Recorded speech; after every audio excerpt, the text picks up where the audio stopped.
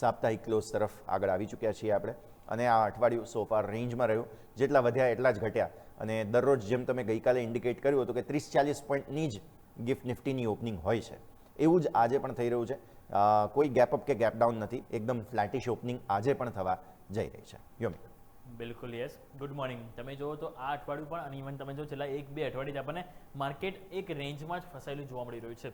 પહેલાં તો તમે જો નિફ્ટીનો ડેલી ચાર્ટ તમને એક્સપ્લેન કરું તો ગઈકાલે આપણે વાત કરી હતી કે 24,300 તમારો બાયો ડીપ છે, 24,400 તમારો મેકો બ્રેક લેવલ અને 24,500 તમારો રેઝિસ્ટન્સ એરિયા, રાઈટ. ગઈકાલે હાઈ કેટલો બન્યો 24,431, એટલે કે 400 ની ઉપર તમે ટક્યાની નીચે આવી ગયા. 24,300 આપણે સપોર્ટની વાત કરી હતી, લો કેટલો બન્યો 24,311, એટલે કે એક્ઝેક્ટલી તમે 24,300 કમ્બેક કર્યું. તો સિમ્પલ હું આજે પણ એ જ વસ્તુ રિપીટ કરવા માંગીશ કે 24,311 જે ગઈકાલનો લો છે પહેલાં એ તમે આપણે લઈને ચાલીશું એઝ અ સપોર્ટ તરીકે. હા, છેલ્લી 2 કેન્ડલમાં કોન્ફિડન્સ શું ખબર કે ન્યૂનતમ સ્તરથી બાઇંગ આવી જાય, એટલે તમારી કેન્ડલ તમે જોશો તો એક ડોઝી કેન્ડલ ટાઈપ આપવાનું ફોર્મેશન બન્યું છે.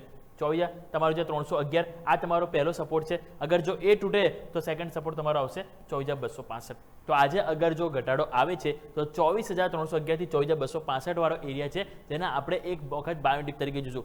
પરંતુ જો 24,265 તમારું તૂટે અને નીચે તમે જાઓ છો તો પછી નીચે 24,200 પણ પોસિબલ છે, જે આવે છે 100 ડેમાં, અને પછી ત્યાં પછી એક વખત માર્કેટ સપોર્ટ લઈ શકે છે.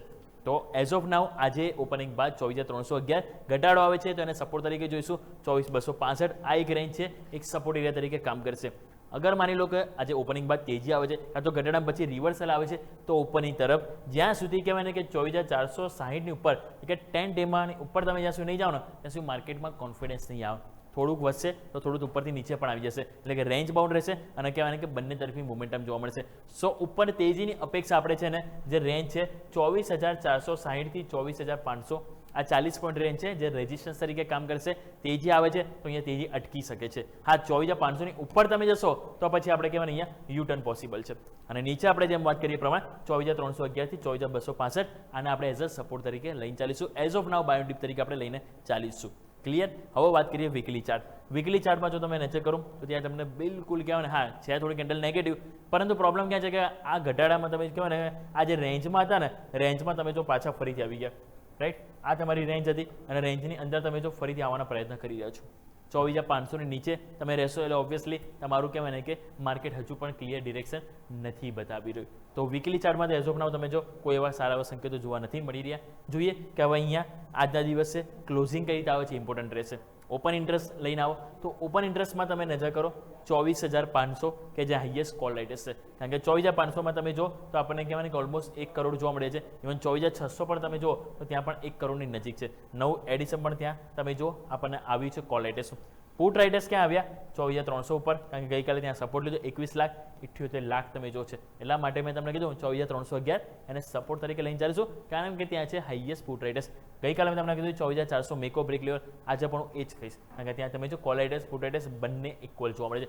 નવું એડિશનમાં બંને ઓલમોસ્ટ ઇક્વલ જોવા મળ્યું છે. તો આજે આ જ સેમ સ્ટોરી 24,400 તમારું મેકો બ્રેક લેવલ, 24,300 તમારો સપોર્ટ એરિયા અને તમારો 24,500 નવી તેજી માટે ક્રોસઓવર થવું જરૂરી છે. અગર જો આની અંદર જઈએ છે 24,300 24,500 તો બંને તરફી મોમેન્ટમ માટે આપણે રેડી રહેવું પડશે.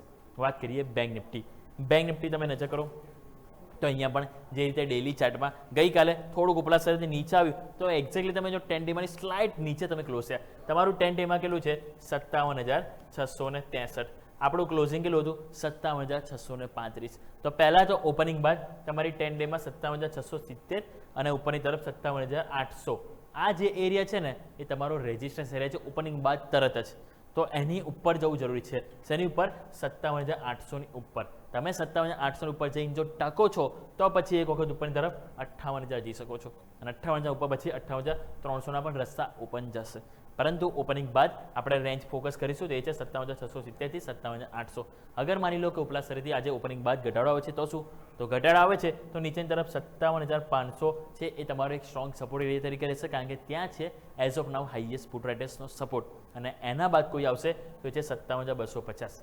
57,250 તમારું શું છે 10 વેમાં 10 વીકલી એક્સપોનેન્શિયલ મૂવિંગ એવરેજ, અને આ જે કેન્ડલ તમે જો જે રિવર્સલવાળી જે ગ્રીન એનો લો તમને જોવા મળી રહ્યો છે. એટલા માટે એ ઇમ્પોર્ટન્ટ રહેશે.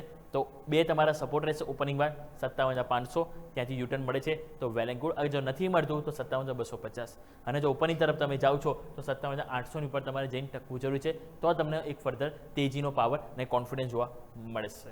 વાત કરીએ અહીંયા પણ વીકલી ચાર્ટમાં તમે નજર કરો તો અહીંયા પણ તમને જે કેન્ડલ ફોર્મેશન ખાસ કરીને તમે નજર કરો તો આપણને રેન્જ બાઉન્ડ જોવા મળશે. કારણ કે તમે નજર કરો તો કોઈ જ કહેવાય ક્લિયર ડિરેક્શન તમને નહીં જોવા મળે.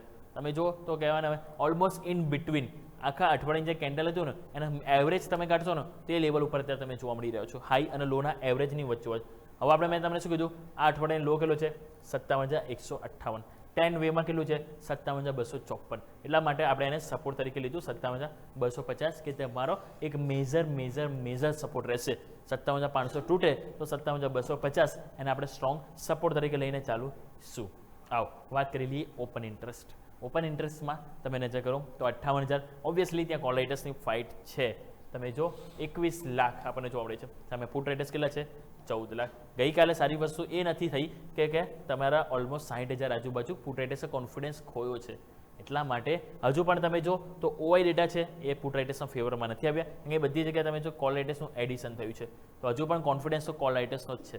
તો એના માટે અહીંયા 57,800 અને 58,000 આ બે મહત્વના રેઝિસ્ટન્સ એરિયા છે. એની ઉપર જઈને તમે ટકો છો તો પછી કહેવાય કે માર્કેટમાં રિવર્સલ અને યુ ટર્ન શોર્ટ કવરિંગ એ બધી અપેક્ષા રાખવું જોઈએ. જ્યાં સુધી 57,800 અને 58,000 તમારું નહીં નીકળે ને ત્યાં સુધી માર્કેટમાં સ્ટ્રક્ચર થોડું સેલ ઓન રાઇસ કાં તો રેન્જ બાઉન્ડ આપણને જોવા મળી શકે છે. 58,000 ઉપર જઈશું પછી હું તમને જરૂરથી કહીશ કે આપણે બાય એન્ડ ડિપ્સ કરીશું. સેમ નિફ્ટીમાં પણ 24,500 ઉપર જઈશું પછી આપણે કહીશું કે બાય એન્ડ ડિપ્સ કરીશું. અધરવાઇઝ રેન્જ બાઉન્ડ રહેશે, ઘટાડો આવશે તો પણ એટલું બધું નહીં આવે. નીચે સપોર્ટ પણ મલ્ટિપલ છે.